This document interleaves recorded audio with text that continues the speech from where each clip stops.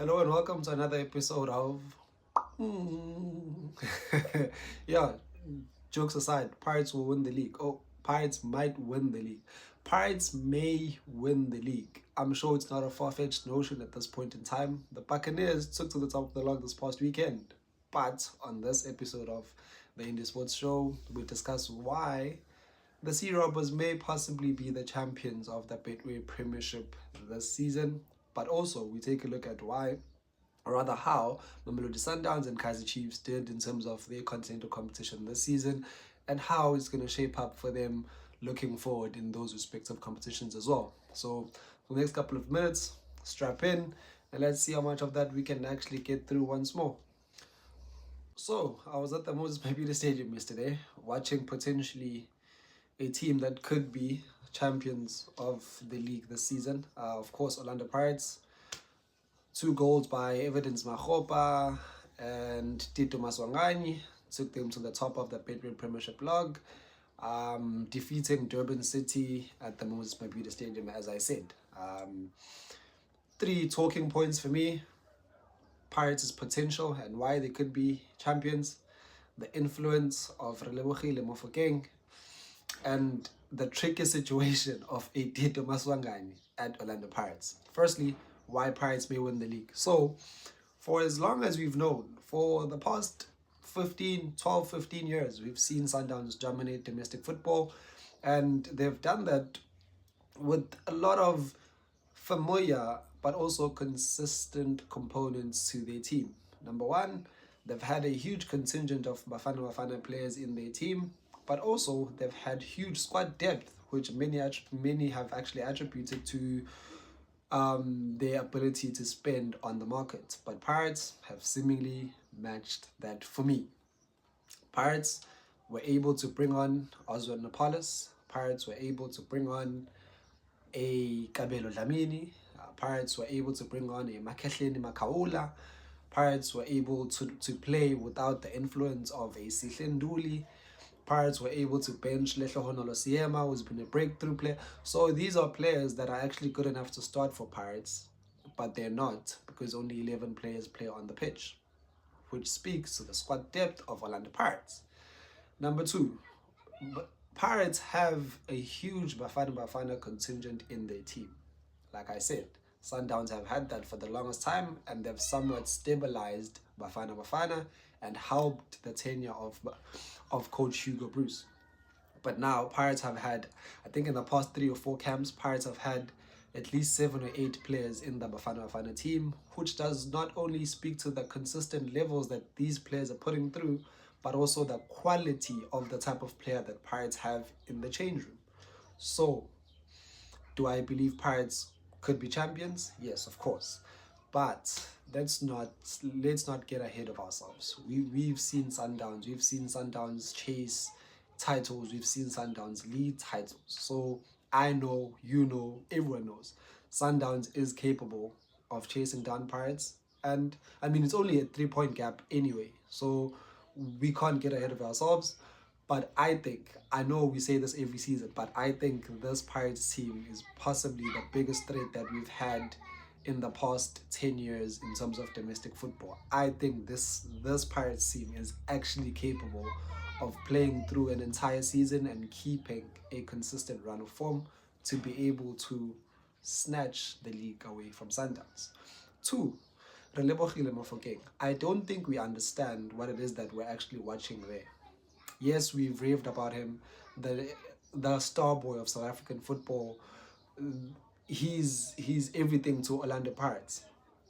I posted something this week ahead of the game against Chippa, and I said if Themba Zwane is not playing, then Relebohile Mofokeng is the best player in the Betway Premiership. And after watching him against Chippa again, where he provided the decisive moment for Pirates to actually score the first goal, and then they went on to win 2-0. But I also watched him live at the Moses Mabhida Stadium. Relebohile Mofokeng,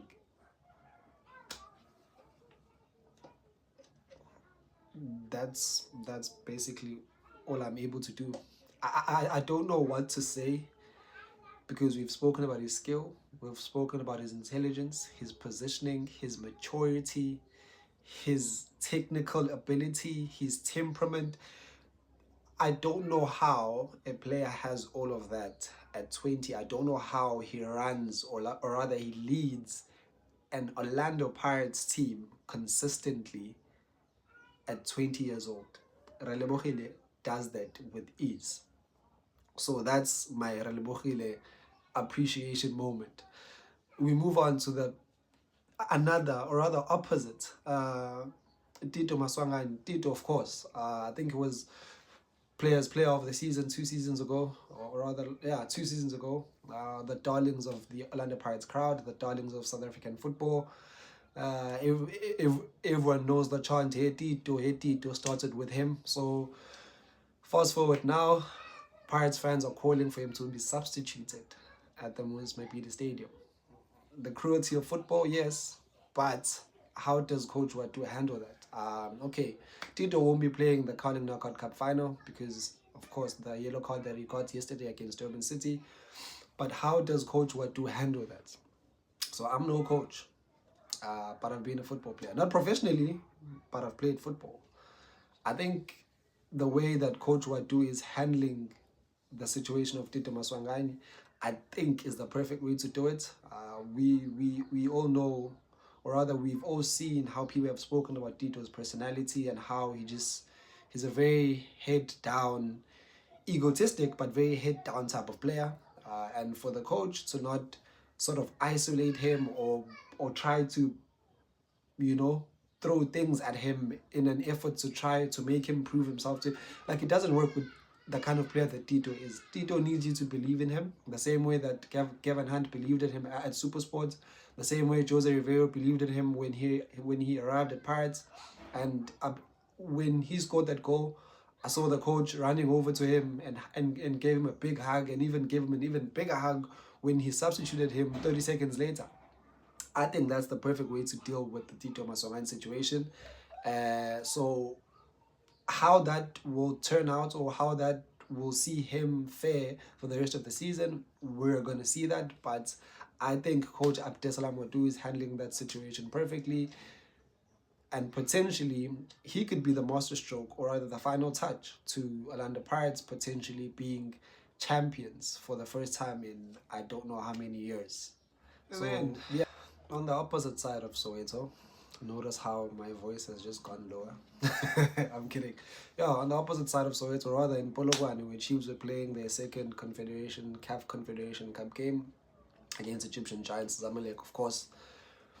Yeah, the football gods needed to intervene before another pitch invasion occurred. Kaizer Chiefs, again, at the death. Dylan Solomon's, they call it, well, they gave the goal to Dylan Solomons, but it was actually an own goal. They should have given it to the goalkeeper, because that's how Kaizer Chiefs, or rather, that's the only way Kaizer Chiefs were able to escape that game without another defeat against an Egyptian team. Of course, they lost against Al Masry last week in Egypt. And then a lot of people expected them to bounce back, albeit against the Zamalek team that's very, very strong. But they expected them to bounce back at home in front of their fans. But 3 minutes in, Chiefs go behind. Yeah. Alarm bells begin ringing. Yeah, they push. My boy had a very good game. Villagaz, I think he came on in the 17th minute because Gaston Sirino got injured. So he also had a decent game. Kosing Ngobe had a decent game when he came on as well. So quite a few Kaizer Chiefs players showed their quality on the day. But in terms of the overall performance, yeah, not entirely convincing. But I think that's just been the story of Kaizer Chiefs this season. Even when they were winning, they didn't score many goals, but they kept winning games. And those things become more glaring if you don't win games. The low level, or rather the ability to create goals when that's low, that's very much more visible when the team doesn't win games. So I think that's the case with Kaizer Chiefs now. The general performance, I mean, you would have expected that sort of performance that Zamalek put in the second half, more especially where they sort of looked to protect their lead, drop deeper, and just become very, very difficult to break down. Brandon Peterson, I don't know how I missed him out. Also had a very good game, kept Chiefs in the game to be able to rescue that point. And then after 2 games, in terms of the group stages, Chiefs are third in their group with 1 point, obviously. Masri still lead the log, I think, and then Zamalek at number 2 with 4 points. So I think there's still a chance there.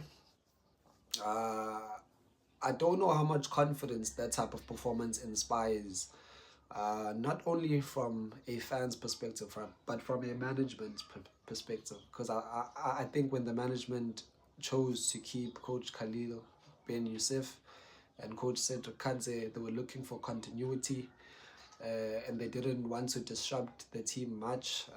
But after those 2 games against, Egyptian teams, and then it just begs the question of how Chiefs are going to be able to fare in continental football, or whether should South African fans be open to the idea that Chiefs may not be at the level to be able to exit the group in terms of the CAF Confederation Cup.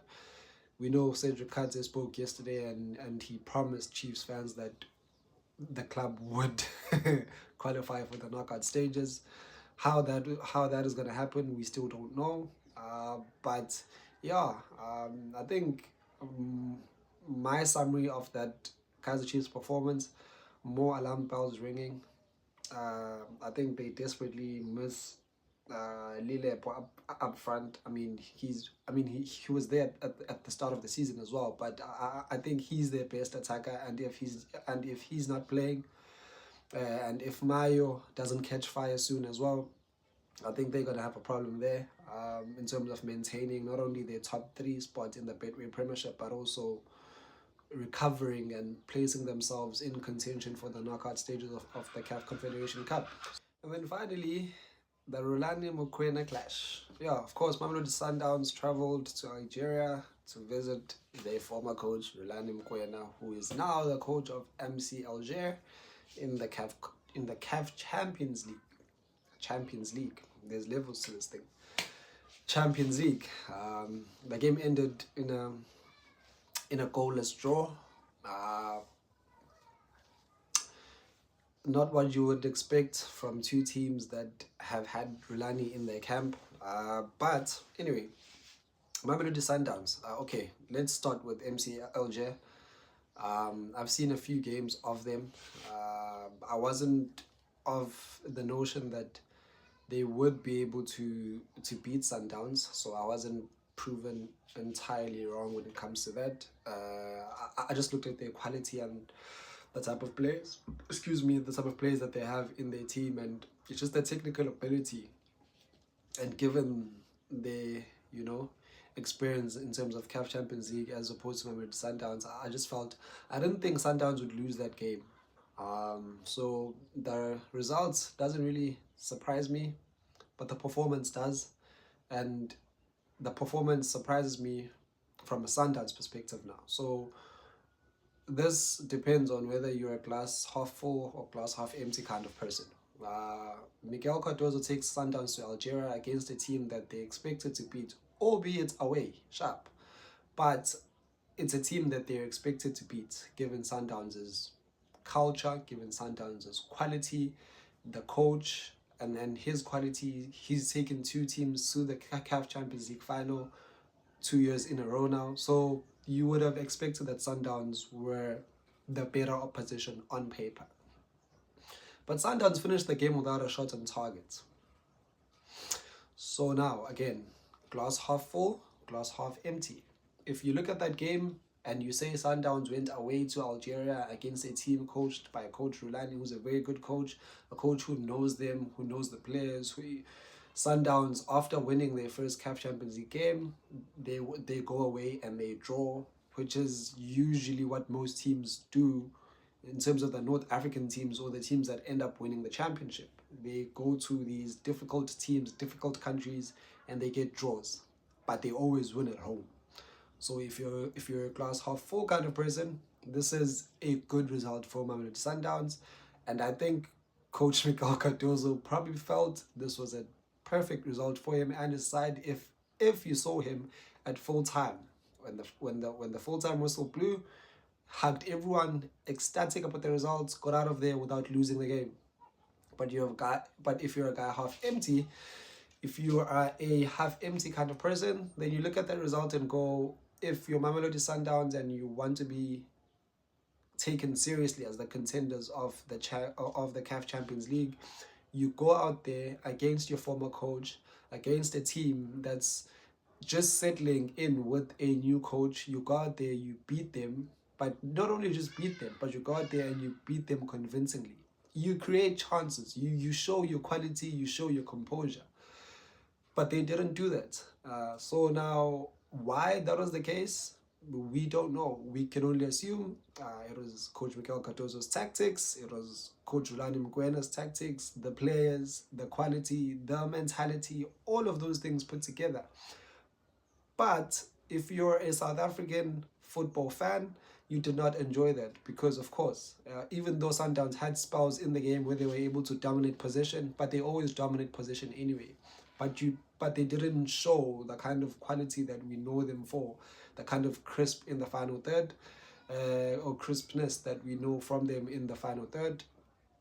And that's, been just a figure of why a portion of Sundowns fans just aren't with the style of Miguel Cardozo. But he knows how to get teams to CAF Champions League finals, so perhaps this may be just another one of those things. One huge positive for Sundowns, and indeed Bafana Bafana, we saw Mshishi back for the first time. Thembazwane, Thembazwane is Thembazwane, but in those sort of environments and in that kind of condition, you need that type of player. But even he wasn't able to influence matters on the day, but it was good to see him run out, of course, just before the AFCON. So yeah, Mamelodi Sundowns, I think they remain on top of that log, and they're good with it, man, and they can build from this. If there's one thing that you want to do after not such a good performance, you want to be able to have the right results to build from, and I think that's something that they did, and I guess congratulations to them. Unfortunately for fans that want Shushan and Piano, you're just gonna have to wait for that until Sundowns are in a position to be able to play that kind of football. So yeah, thank you.